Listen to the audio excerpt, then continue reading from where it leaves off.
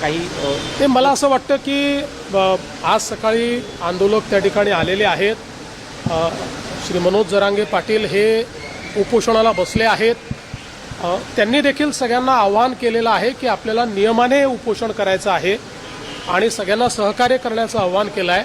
शासनाची पण भूमिका सहकार्याचीच आहे. कारण आम्ही पहिल्या दिवशीपासून सांगितलं की लोकशाही पद्धतीनं एखादं आंदोलन जर चालत असेल तर त्या आंदोलनाला कुठलीच मनाई करण्याचं कारण नाही आहे. लोकशाहीमध्ये चर्चेतनं प्रश्न सोडवायचे असतात. आंदोलन त्याचा एक मार्ग असतो. त्यामुळे अशा प्रकारच्या आंदोलनाला जे काही सहकार्य पाहिजे ते सरकारच्या वतीनं आम्ही करतो. विशेषतः माननीय उच्च न्यायालयाने जे काही आदेश दिले आहेत त्या आदेशानुरूप त्या ठिकाणी सगळं सहकार्य चाललं आहे.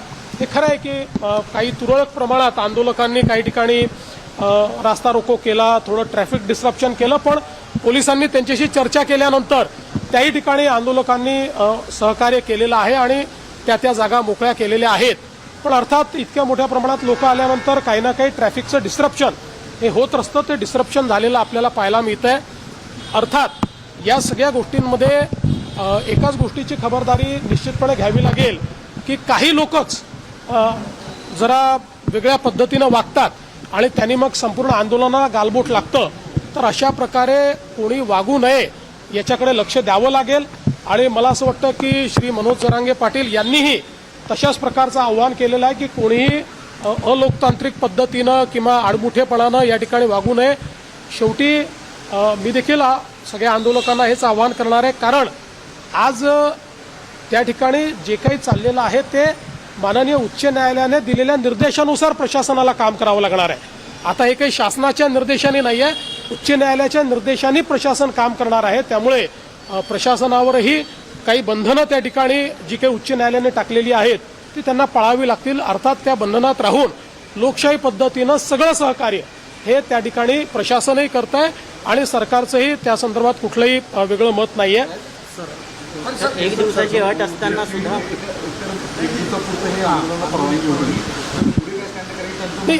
मला असं वाटतं की त्यांनी पुन्हा परवानगी मागितलेली आहे आणि कायद्याच्या चौकटीत राहून जे काही उच्च न्यायालयाने निर्देश दिले त्याच्या चौकटीत राहून पोलीस त्याचा सकारात्मक विचार करतील. जो काही कारण शेवटी आता निर्णय प्रशासन आणि आंदोलनकर्ते यांच्यातला निर्णय आहे.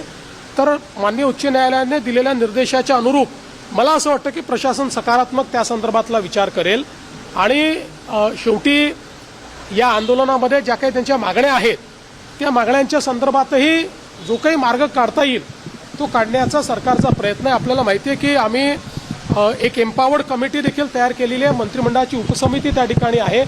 या उपसमितीला यापूर्वीच ज्यावेळेस ॲडव्हान्समध्ये काही मागण्या आल्या होत्या त्या मागण्या आम्ही अग्रेषित केलेल्या आहेत. तेही त्याच्यावर विचार करतायत. कायदेशीर मार्ग काढावे लागतील. नुसतं आश्वासन देऊन चालणार नाही. कायदेशीर मार्ग काढावे लागतील. संविधानात बसणारे मार्ग काढावे लागतील. तशा प्रकारचे मार्ग कसे काढता येतील असा प्रयत्न आहे. मी असेन, एकनाथराव शिंदेजी असतील, अजितदादा असतील, आम्ही संपर्कात आहोत.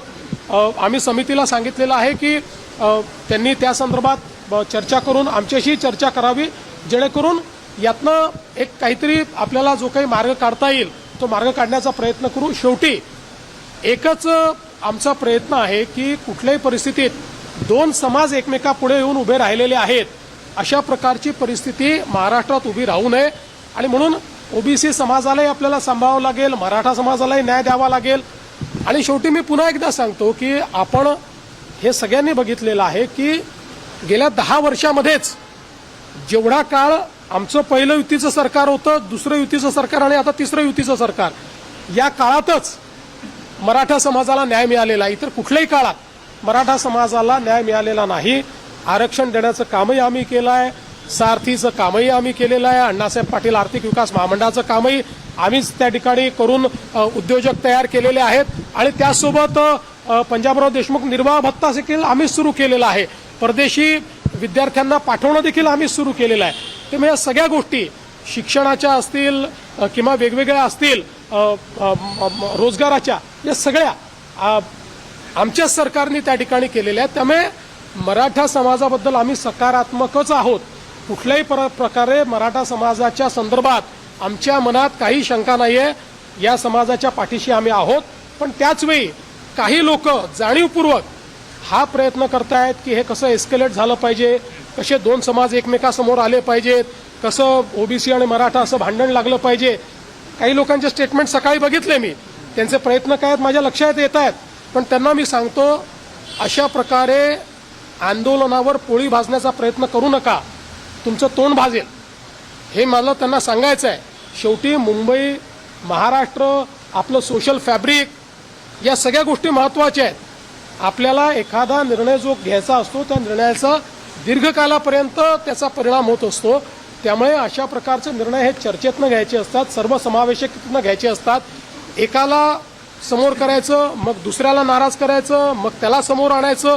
अशा प्रकारचे प्यादे लढवणे, अशा प्रकारचे एकमेकासमोर लोक झुंजवणे हे या सरकारचं धोरण नाही.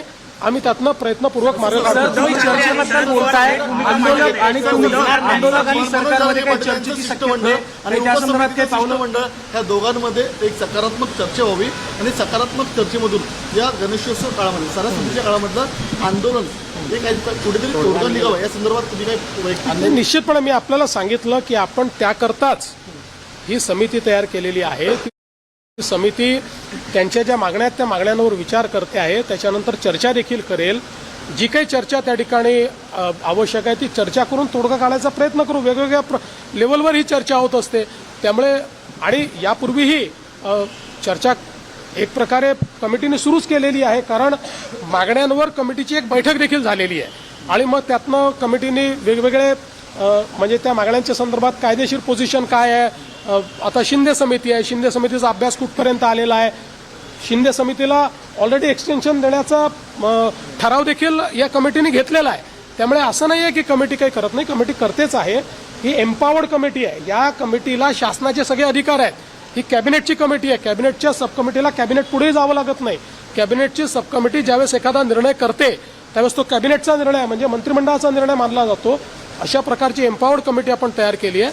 त्यामुळे मला असं वाटतं की निश्चितपणे त्यातनं जो काही तोडगा काढायचा तो आपण काढू. मात्र कुठेही लोकांना त्रास होईल असं वागणं हे योग्य होणार नाही. त्यामुळे माझं आव्हान आहे की लोकांना त्रास होईल असं कोणी वागू नये.